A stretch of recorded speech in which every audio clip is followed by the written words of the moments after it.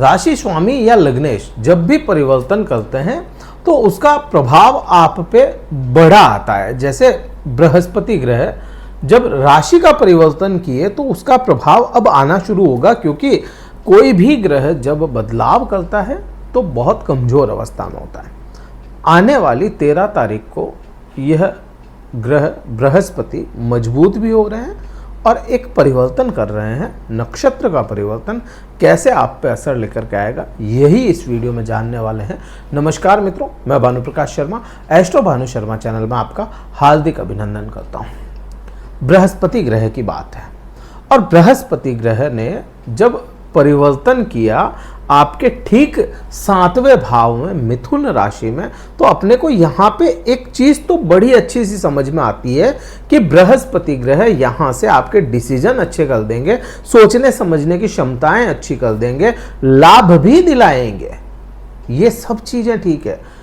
और ये सब कुछ होगा कैसे या किस अवस्था में, जब आपके शनिदेव की ढैया चल रही है चतुर्थ भाव से, उसमें भी आपको ये बृहस्पति अच्छे प्रभाव लेकर के आ रहे हैं। एक छोटी सी चिंता बनी हुई थी, छोटी सी ही सही लेकिन थी, कि आपके 11वें राशि या कहूं कि भाई आपके 3रे भाव में राहु कहीं डिसीजन खराब ना कर दे, वो एक चिंता छोटी सी बनी हुई थी। लेकिन यहाँ पे वो चिंता भी खत्म होती हुई नजर आती है। क्यों होती है? क्योंकि बृहस्पति ग्रह आर्द्रा नक्षत्र में परिवर्तन कर रहे हैं और आर्द्रा नक्षत्र जो है वह राहु का नक्षत्र है। और राहु ग्रह यहाँ पे बहुत बहुत अच्छी एक अपने को है ना रास्ता मिल रहा है, या कहूं कि ग्रहों ने उस कंडीशन में जाकर के बैठ गए, बृहस्पति ने उस जगह जाकर के राहु पे अपना प्रभाव डाला है, जहां पे राहु इस 2-3 महीने का जो समय रहेगा उसमें अच्छा प्रभाव रहेगा, राहु को बुरे नहीं लाने देगा। अब कैसे वो समझते हैं।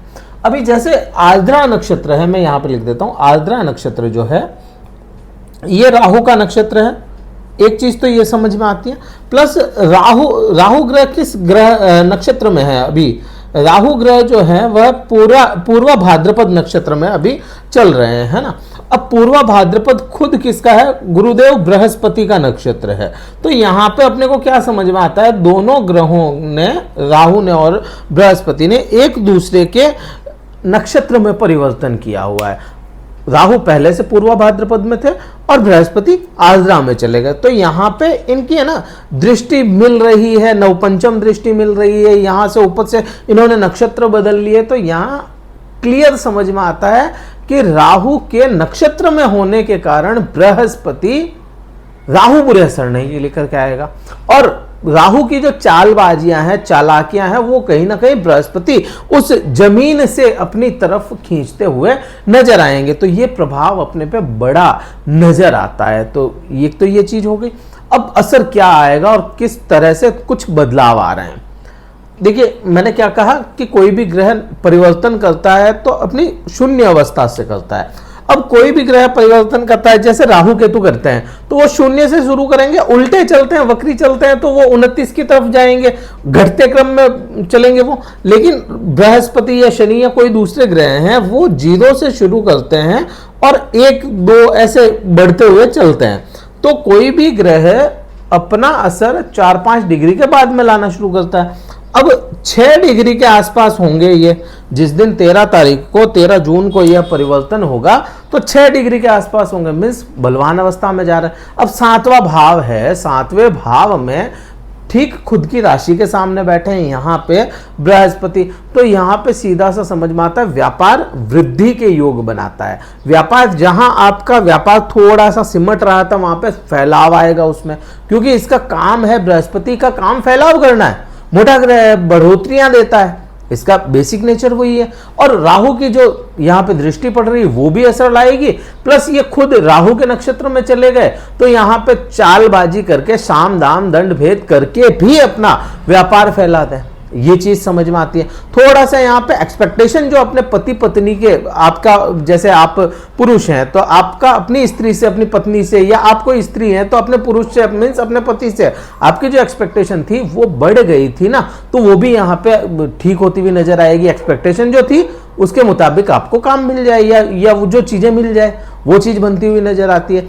यहाँ पे थोड़ा सा धार्मिक भी बन जाएगा, कहीं ना कहीं ये धर्म की ओर भी आपको लेकर के जाएगा। और धर्म क्यों, वैसे तो धर्म 9वें भाव को कहते हैं अपन, लेकिन धार्मिक जो अनुष्ठान होते हैं, पूजा पाठ क्रियाकलाप, ये जितने भी व्रत और ये जितने भी होते हैं या प्रार्थनाएं होती है, तो ये सारा है ना 7वें भाव से देखते हैं अपन। 7वें भाव में कौन सा ग्रह है, तो यहाँ पे ये है ना आपको थोड़ा सा धार्मिक अनुष्ठान की तरफ रुख कर देगा, आपका सत्संग वगैरह इसकी तरफ आपका रुख कर देगा। यहाँ पे ये भी असर आएगा, बुरा नहीं है, होना भी चाहिए, अपने धर्म के बारे में जानना भी चाहिए, तो वो आपको यहाँ पे प्रभाव आएगा।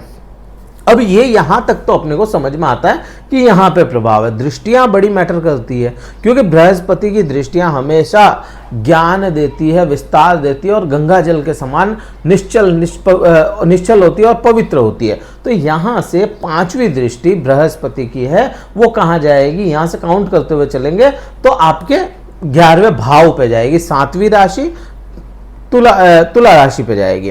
अब 11वां भाव, इसको अपन क्या कहते हैं, लाभ का भाव है। आपने जो भी कर्म किए, जो काम करते हो, उसका लाभ क्या है या उसका रिटर्न क्या मिलना, वो भाव है।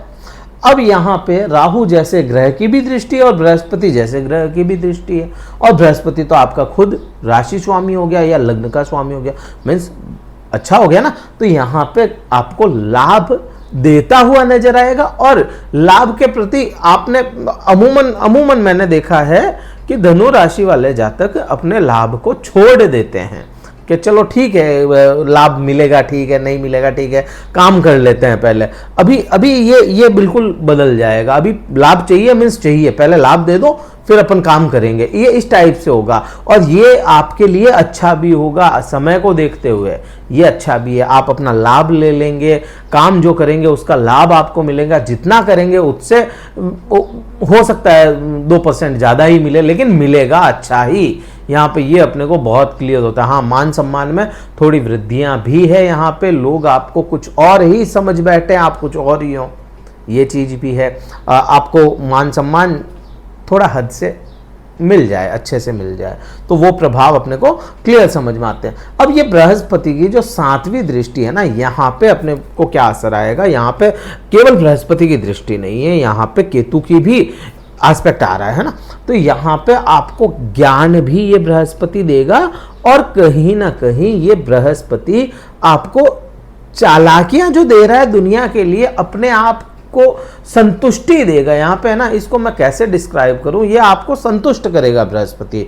हर कार्य से संतुष्टि कैसे पाई जाए वो बृहस्पति यहाँ पे दिलाता हुआ नजर आएगा। और बृहस्पति का काम मान सम्मान का है, तो मान सम्मान यहाँ से और यहाँ से भी अपने को नजर आता है। बृहस्पति यहाँ पे आपको, अब यहाँ पे ये जो बृहस्पति है ना, ये आपको आपकी पर्सनैलिटी में काफ़ी चेंजेस लेकर के आएगा।